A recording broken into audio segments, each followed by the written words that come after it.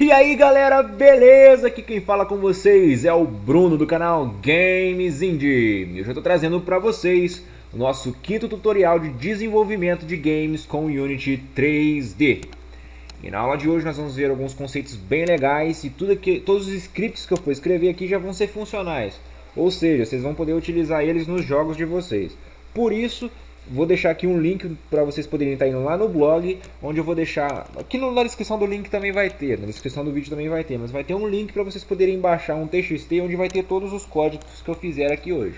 Tá certo, galera? E lá no blog, esse código vai estar escrito já no post referente a esse tutorial aqui, tá, galera? Então, fiquem atentos, quem não conhece o blog, se quiser ir lá, vai ser bem mais fácil do que você ter que baixar, mas de qualquer forma, vai ser muito simples. Depois é só vocês copiarem o código e colocarem dentro do Unity de vocês. Aí o código já vai estar funcionando a partir do momento que vocês coloquem ele em cima de qualquer um de um Game Object aqui em cena. Vocês lembram como é que faz, né? É só você ter o código aqui, arrastar para dentro de um Game Object e ele já vai estar funcionando. Tá certo, galera? Então, prestem atenção nisso, o código já vai estar prontinho para vocês. Se der algum problema, deixe nos comentários para mim. Tem alguns que eu ainda tenho que responder, ainda estou estudando como é que eu vou fazer para poder responder a vocês, mas não se preocupe que eu vou responder a dúvida de todo mundo. Tá certo, galera? Mais alguns avisos também. Os canais parceiros estão com conteúdo muito legal, galera. No canal do Sérgio Fá, ele está terminando de construir o personagem dele para o jogo dele. Eu aconselho aqueles que estão interessados nessa parte de modelagem a acompanhar isso agora, porque ele vai estar entrando em dois temas bem legais, que é a parte de texturização e a parte de movimentação, de criar a animação do personagem. Então, se você tem dúvidas quanto a isso, eu aconselho você procurar o canal do Sérgio Fá, porque ele já está entrando nesse assunto. Aqui no canal é capaz de demorar um pouco ainda, porque eu quero passar uma boa base de algoritmos aqui para vocês poderem ter um negócio, uma base melhor nisso, para depois a gente partir para essa parte de animação, porque eu também preciso aprender um pouco para poder passar para vocês um conteúdo melhor. E no canal do Guta, galera, ele tá fazendo um negócio muito maneiro. Quem aí já me perguntou se tem jeito de fazer Minecraft dentro do Unity 3D? No canal do Guta ele vai fazer. Ele já tá chegando nisso, galera. Então eu aconselho vocês a dar uma olhadinha lá. Ele já ensinou no último tutorial dele a fazer a movimentação do personagem nos moldes do Minecraft. E na próxima aula eu creio que ele já deve estar ensinando como criar os terrenos aleatórios com cubos, no estilão do Minecraft mesmo. Então aconselho vocês darem uma olhada no canal dos dois, porque lá vocês vão ter diferentes pontos de vista da programação, do desenvolvimento de games, e com certeza isso vai atribuir muito a vocês, vai fazer vocês crescerem bastante nesse conteúdo e vai fazer vocês aprenderem muito mais coisas. Eu acho isso muito legal, acompanhar mais de um ponto de vista, para vocês poderem ter uma noção melhor e ver também aquilo que mais chama a atenção de vocês no desenvolvimento de games. Aqui eu estou basicamente ensinando vocês a mexer no Unity 3D, isso que eu estou ensinando para vocês. E lá eles já estão utilizando outras ferramentas para poder, junto com o Unity 3D, desenvolver o game, tá certo? Então dá uma olhadinha nos nossos 3 canais, que vocês vão crescer bastante, vão aprender muita coisa, tá certo, galera? Então vamos começar a aula de hoje. Vou abrir aqui o script do corpo, e vai ser em cima dele que a gente vai desenvolver os temas da aula de hoje. O primeiro tema que eu quero trabalhar com vocês é o conceito de variáveis. E o que são variáveis? Variáveis são espaços em memória que eu designo para o computador, falando assim para ele, ó, guarda esse espaço em memória aí para mim, porque eu quero guardar uma informação nele. Isso é uma variável. E para determinados tipos de informação vão existir variáveis correspondentes, tá certo? Eu vou ter para cada tipo de informação uma variável que suporta aquele tipo de informação. E as informações que a gente vai ver aqui a princípio são informações do tipo de números e de algarismos de textos, tá certo? São estruturas de variáveis que a gente vai ver aqui no início, e variáveis também do tipo booleana, que vão guardar valores que são interessantes para a programação, que são os valores de verdadeiro e falso. Mas eu vou explicar isso melhor para vocês quando a gente for entrar nessa parte de booleanos, tá certo? Então, a primeira coisa que vocês têm que guardar é isso. O que são variáveis? Variáveis são espaços em memória para que eu possa guardar informações, tá certo? Se a gente for pegar aquela analogia que eu fiz lá do bolo, o que seriam as variáveis naquela analogia? Alguém tem alguma ideia do que seria? Para mim, as variáveis seriam os recipientes onde eu armazenaria os ingredientes, tá certo? Vocês concordam comigo que, por exemplo, para eu poder medir, sei lá, 4 xícaras de farinha, eu vou precisar de 4 xícaras para poder medir isso, ou uma xícara só 4 vezes, certo? Aquela xícara para mim é um espaço onde eu vou armazenar a minha informação, que é a farinha. Então eu posso considerar a xícara sendo uma variável na minha analogia do bolo. E aqui dentro do Unity 3D, do JavaScript, da programação dos algoritmos, eu vou ter isso também. Esses espaços, eles vão ter os seguintes requisitos para que eu possa estar utilizando eles. Eu vou ter que declarar eles primeiro. E nessa declaração, eu vou ter que definir qual o nome dessa variável e que tipo de informação essa variável vai receber. Tá certo? Para fazer isso, muito simples. Em JavaScript é assim que se declara uma variável, tá galera? Dependendo da linguagem que você for programar, vai ser diferente a declaração da variável. Mas essas duas coisas você vai sempre ter que fazer. Dar um nome para a variável e definir qual o tipo dela, tá certo? Na maioria, não, em todas as linguagens você pode fazer isso. Tem linguagens que suportam você não colocar o tipo da variável. Aqui em JavaScript a gente coloca isso, tem isso também, tem essa opção. Mas só que isso acaba tornando um pouco mais lento o processamento do computador. Então é ideal que você sempre defina qual o tipo da variável, além do nome dela. Tá certo? Para declarar a variável em JavaScript, como é que faz então? Vai ser assim, ó. Você vai primeiro digitar a palavra var e depois o nome da variável. Eu aconselho vocês a sempre darem nomes às suas variáveis que sejam coerentes, que vão ter relação com a função que ela vai estabelecer aqui dentro do nosso programa, tá certo? Por exemplo, se você estiver fazendo um jogo de tiro e quiser definir uma variável para ser para controlar a vida do personagem, né, para armazenar informação de quanto que é a vida do personagem, dê o nome dessa variável de tipo vida. Ou então, valor vida. Entendeu? Tentem colocar nomes na variável que vão... Nossa! Tentem colocar nomes nas variáveis que vão fazer você lembrar para que elas servem. Não adianta eu vir cá e colocar, por exemplo, A. E dizer aquilo ali é a minha variável A. Eu posso fazer isso. Só que mais para frente eu posso me arrepender, porque depois eu vou ter problemas para identificar o que aquela variável estava fazendo, tá certo? No script do corpo a gente estava trabalhando com o quê? Com a função translate. E nela, vocês lembram que a gente estava trabalhando com os eixos Y e Z, certo? Onde Y estava movendo para cima e Z eu estava movendo para frente. Então eu vou criar uma variável onde eu vou fazer agora o controle desse movimento em Z. O nome dela vai ser velocidade frente. Eu costumo colocar sempre a primeira palavra da variável, quando ela for assim composta, né, por muitas palavras, eu costumo colocar sempre a primeira palavra com letra minúscula e a segunda com letra maiúscula. Mas existem outras maneiras de fazer isso para você poder dividir, porque aqui dentro vocês podem também estar utilizando esse símbolo aqui, ó, o underline. Então se você quiser definir sua variável assim também pode, tá? Mas eu costumo fazer assim. A primeira palavra eu deixo em minúscula e a segunda eu deixo em maiúsculo. Tem gente que coloca em inglês, tem gente que coloca abreviado. Vocês podem fazer a variável do jeito que vocês quiserem, desde que vocês coloquem um nome que vai fazer referência mais para frente. Então defini o nome da minha variável, agora só falta definir o tipo dela.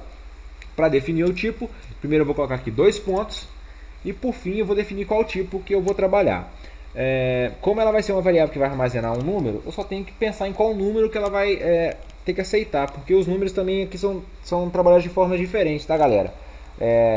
Em algoritmos nós vamos ter números que vão armazenar, vão ter variáveis, né, que vão guardar números do tipo inteiros, que são aqueles números da que a gente conta normal, 1, 2, 3, 4, 10, menos 1, menos 2, menos 1000, são números inteiros. Ou então números reais, ou números de ponto flutuante.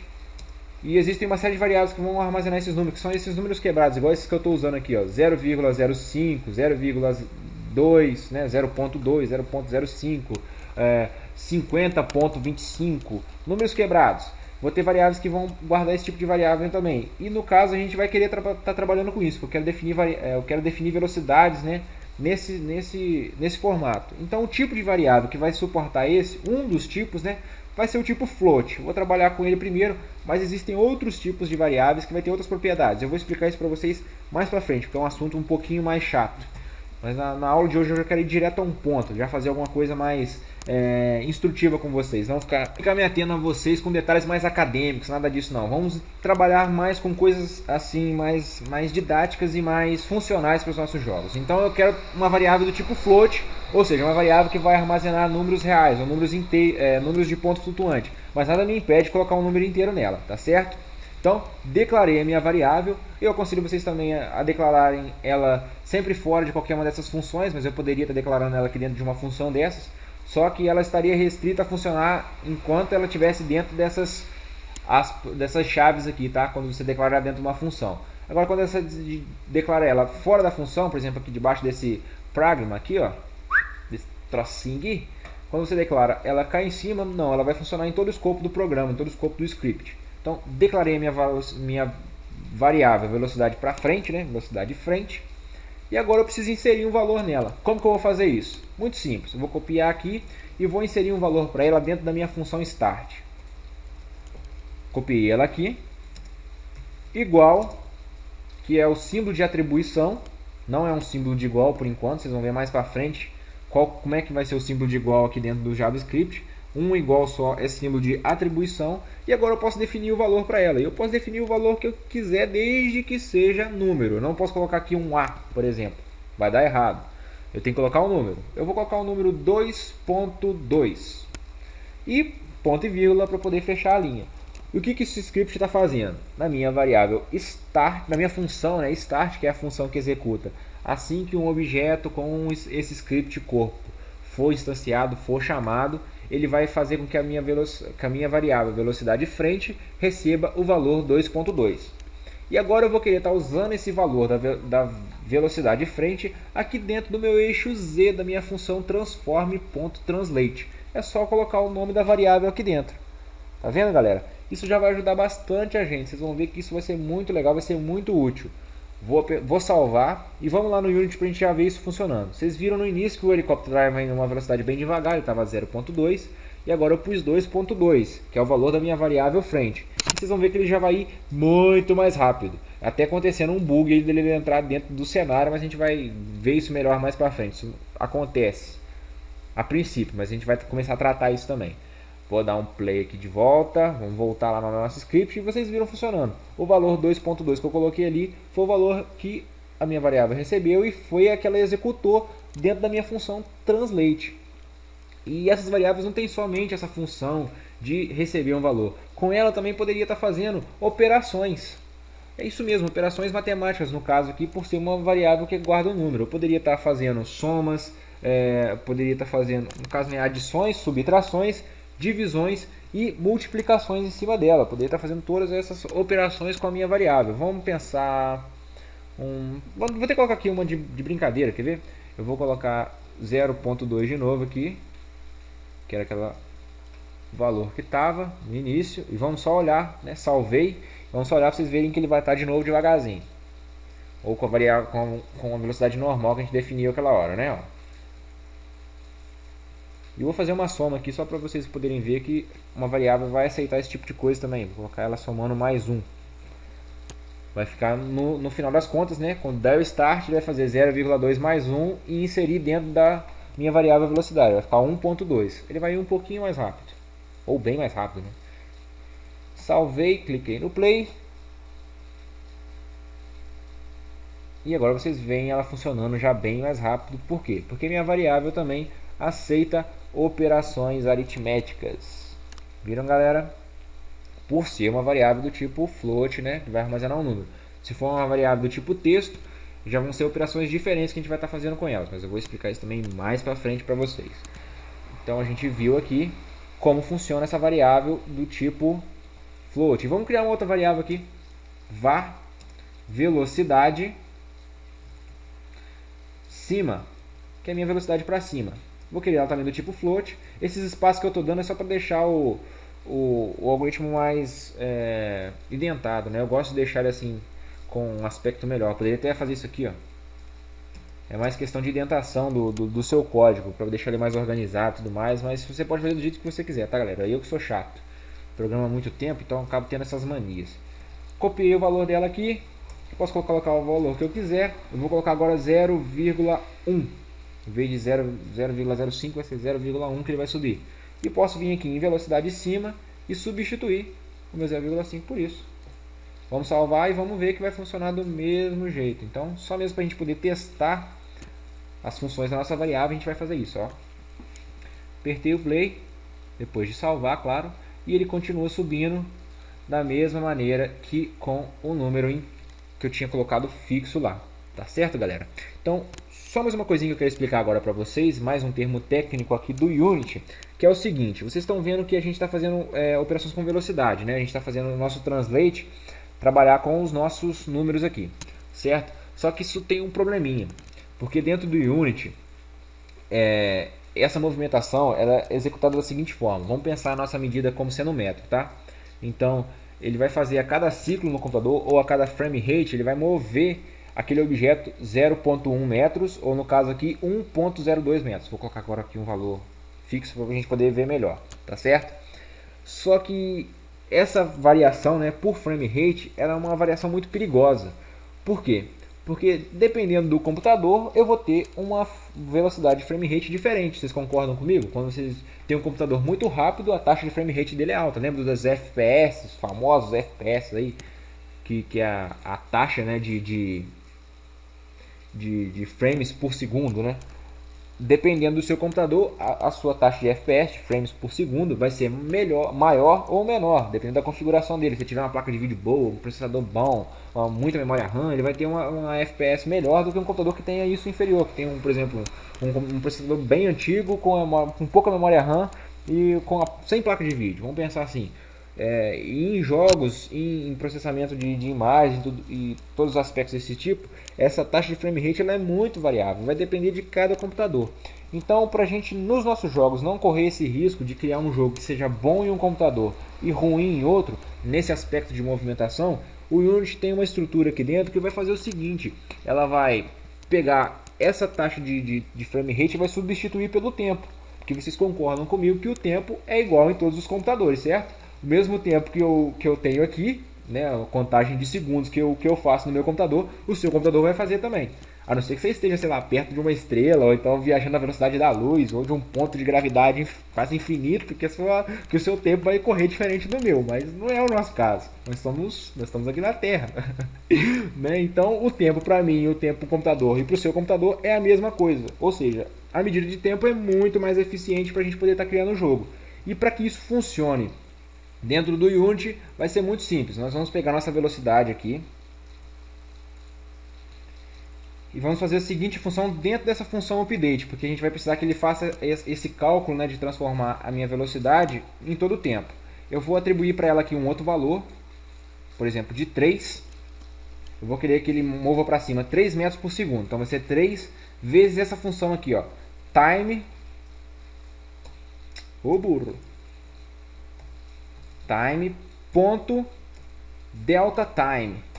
Essa função vai fazer essa conversão. E para fazer isso é só colocar isso mesmo, só colocar vezes time.delta time, o valor que você quiser por segundo. Só que vocês vão ver o seguinte: aquela hora o frame rate ele vai muito mais rápido que o segundo. Vocês concordam comigo, né? Então valores pequenos em frame rate vai sofrer um efeito muito grande lá na frente. Já em segundos não. Se eu quiser uma movimentação maior, eu vou ter que usar números maiores. Igual aqui 3, vocês vão ver que ele vai ir bem devagar. Vamos fazer isso aqui também com a velocidade de frente. Vamos fazer essa transformação com ela também. Eu vou colocar agora, ó, ali pra frente era 1.2. Vou colocar aqui como sendo 5. E vocês vão ver que vai dar diferença. Vou multiplicar também por time.delta time. Opa! Selecionei aqui, ponto e vírgula. E olha o que vai acontecer, galera. Vocês vão ver que vai ficar bem devagarzinho. Visto que agora ele vai estar transformando a minha posição em função do tempo. Vocês estão vendo, galera? Olha só. É um número muito maior do que eu tinha antes. Deixei até aqui para vocês poderem ver, ó. Olha aqui o valor que eu tinha antes, ó. Opa, bugou. Não, faz comigo não. Olha aqui o valor que eu tinha antes. Era o 1.2 e 0.1. Agora eu tenho 3 e 5, só que multiplicando pelo tempo eu vou ter uma movimentação bem mais lenta. Então, se eu quiser a movimentação mais rápida, eu tenho que colocar valores maiores aqui. Por exemplo, 50, ou seja, vai se mover a 50 metros por segundo e o outro aqui a 30 metros por segundo. E prepara para correr. Deixa eu maximizar aqui de novo para não ficar feio. Salvei. Aperto o play e agora sim a gente vai ter uma movimentação rápida de novo. Então, essa é a minha sugestão para vocês. Toda vez que vocês forem mexer com movimentação, com rotação, com translate, usem essa função time.deltaTime, que aí você vai ter um jogo que vai ser justo com todos os computadores. Ele não vai ter uma performance diferente dependendo do computador. Esse algoritmo vai ser um algoritmo justo, vamos pensar assim. Deixa eu abrir aqui de novo o Behavior. Então lembre dessas funções. Eu já vou deixar isso bem claro para vocês. Toda vez que a gente for mexer com velocidade, for mexer com rotação, a gente vai estar utilizando essa função aqui. Mas vocês, ao fazer os algoritmos de vocês, Não se esqueçam disso, tá certo, galera? Então a gente viu a primeira parte aqui, que era ver a parte de variáveis. A gente viu que elas aceitam diferentes operações e diferentes valores também, dependendo do tipo de variável que eu for trabalhar, tá certo? Então a gente viu a primeira parte aqui. Vamos para a segunda parte, que vai ser a parte de estruturas de controle. Ou melhor dizendo, estruturas de decisão. E o que é isso, né? Vamos pensar. Vocês sabem, os scripts que a gente fez até agora, a gente só estava dando uma ordem para o computador. Faça isso, faça isso. E ele estava fazendo, no caso, atribuindo valores a uma variável e depois dando esses valores para poder fazer o translate de um objeto em game. Só que vocês sabem que programação não é só isso. Muitas vezes o computador ele vai ter que definir se determinada ação deve ou não ser feita. Como por exemplo num jogo, o computador vai ter que definir se o personagem tem vida o suficiente para estar vivo ou não, ou se o personagem tem munição suficiente para atirar ou não.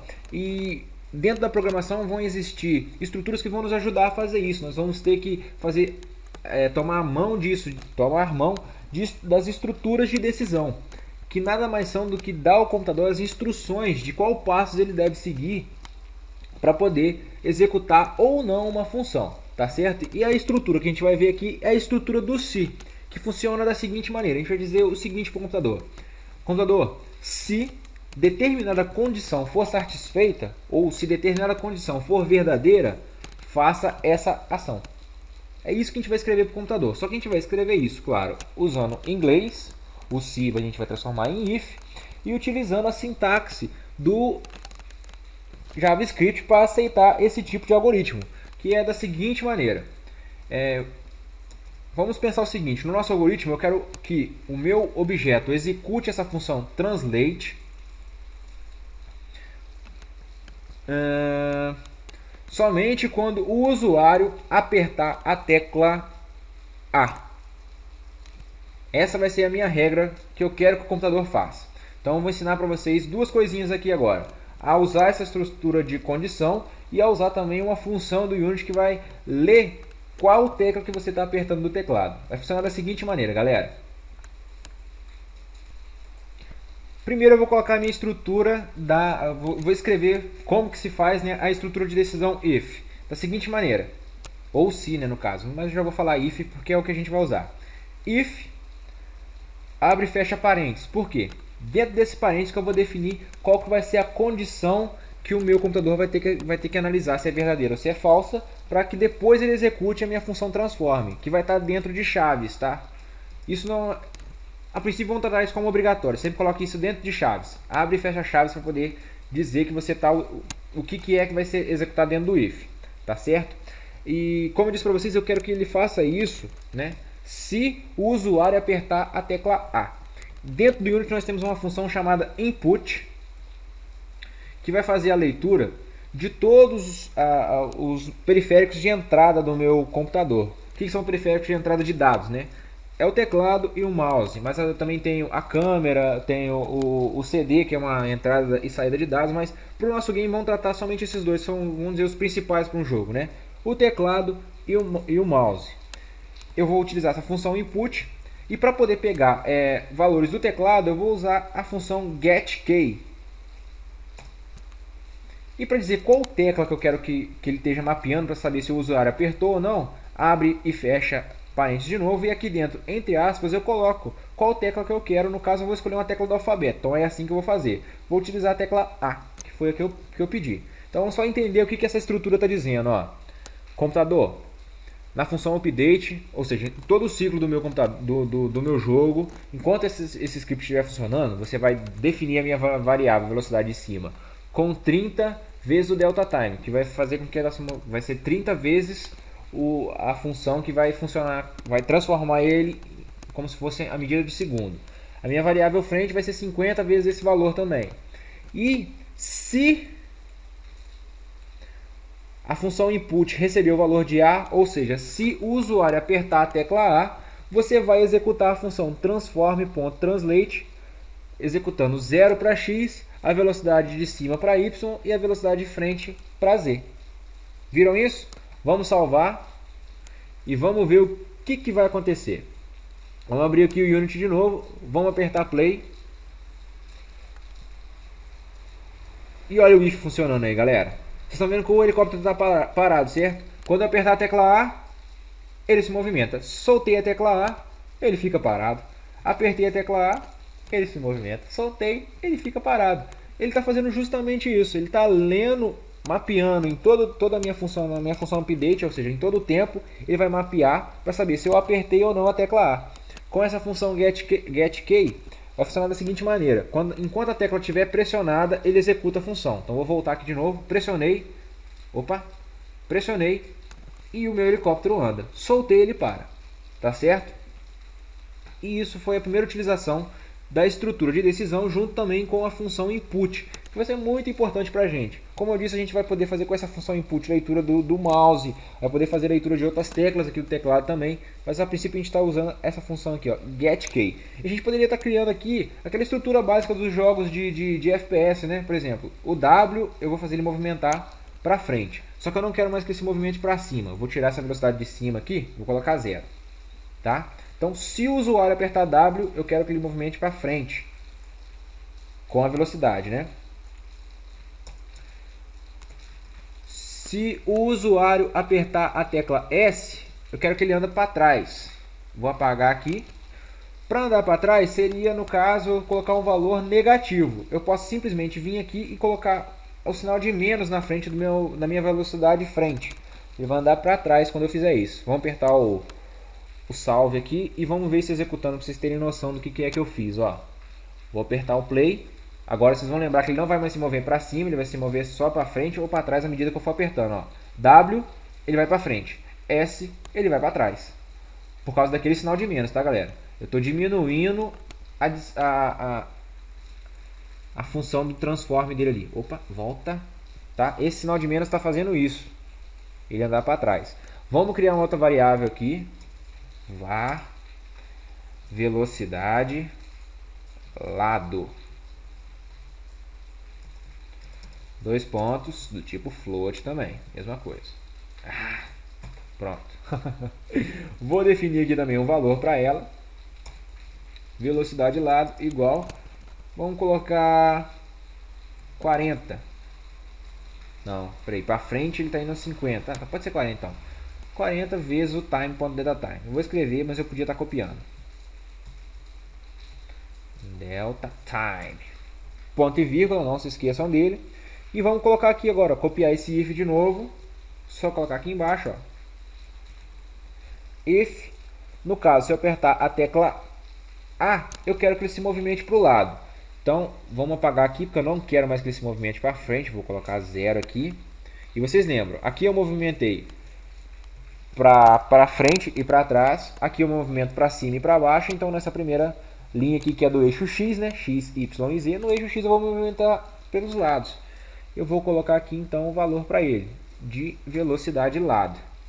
Positivo para A e negativo caso eu aperte a tecla B.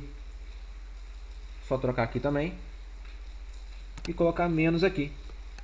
Vamos ver se está certo isso. Eu acho que vai dar certo. Vai depender da rotação que ele esteja aqui, mas vamos torcer para dar certo. Se não der, é só a gente inverter. O A vai ficar com negativo e o D vai ficar com positivo. Vamos apertar o A. Vou ter que inverter. Eu apertei o A, ele foi para a esquerda ou para a direita. Eu sou muito noob nisso também. Nossa Deus, eu não sei nem para que lado é a direita ou para a esquerda. Mas ele foi para o lado errado. Então eu vou ter que trocar. Vamos trocar aqui junto, galera. O A, que vai mover menos a velocidade do lado. E o D vai movimentar para o lado normal. Eu salvei. Só apertar aqui no play. E agora prontinho. Eu já tenho configurado lá. E eu posso apertar as duas teclas juntas que ele vai dar aquela movimentação. Só que ele ainda está entrando aqui no cenário. Já está entrando no chão. Vou parar com isso. Quer ver? Aperto o play aqui. Venho em... Clique no cubo. Componente. E vou colocar uma FASIC para eles. Vou colocar um Box Collider. Acho que se eu colocar um Box Collider... não, ele já tem um Box Collider. Então vou colocar um Rigid Body nele. Vai ser o jeito.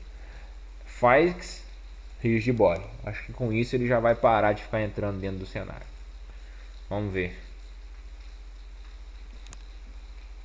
Isso, agora ele para com essa besteira, ó. Agora ele vai até subir aqui, ó. Ah, trem, hein? Ó, opa, opa, opa, opa, opa. Ó, que isso, rapaz, ó. Virei um...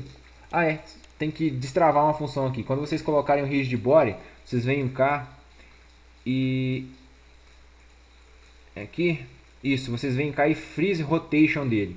Em X, em Y e em Z. Salvem isso aqui. Só vocês vêm aqui em constraint, abre essa função e marca essa freeze rotation dele. Que aí ele não vai ficar mais dando aqueles loops infinitos ali.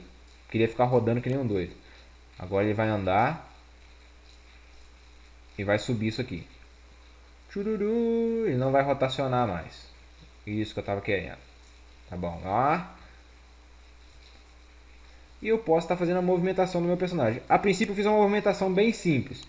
Na próxima aula eu vou ensinar vocês a fazer uma movimentação mais avançada, vamos dizer assim. Que a gente não vai trabalhar para os lados ele se movendo, mas vai ser sim para os lados ele rotacionando. Mas eu vou mostrar isso na próxima aula para vocês.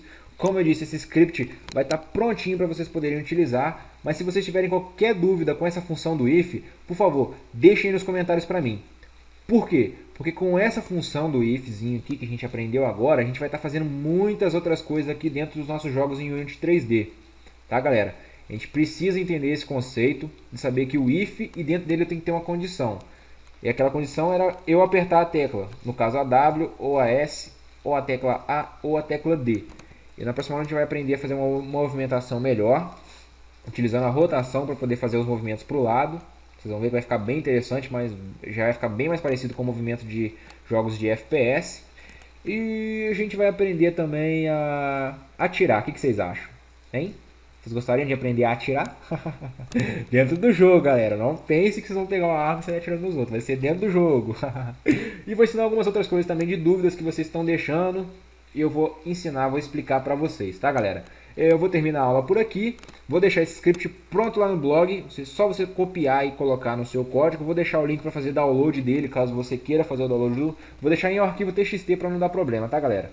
Mas, mais uma vez, qualquer dúvida, por favor, deixe para mim nos comentários. Eu preciso disso para poder estar esclarecendo para vocês. Quem eu não esclareci ainda, por favor, peço desculpa. Essa semana eu estava bem atarefado. Eu custei a conseguir fazer esse vídeo aqui também, mas deu tudo certo, eu consegui fazer. E tá aqui a nossa quinta aula de desenvolvimento de Unity 3D. Então, é isso aí, galera. Não se esqueça aqui do nosso scriptzinho, de tudo que a gente aprendeu aqui hoje, porque a gente vai continuar fazendo várias outras coisas com isso tudo aqui. Eu salvei, já tá tudo salvo, tudo prontinho. Então, até o próximo vídeo, galera. Fui!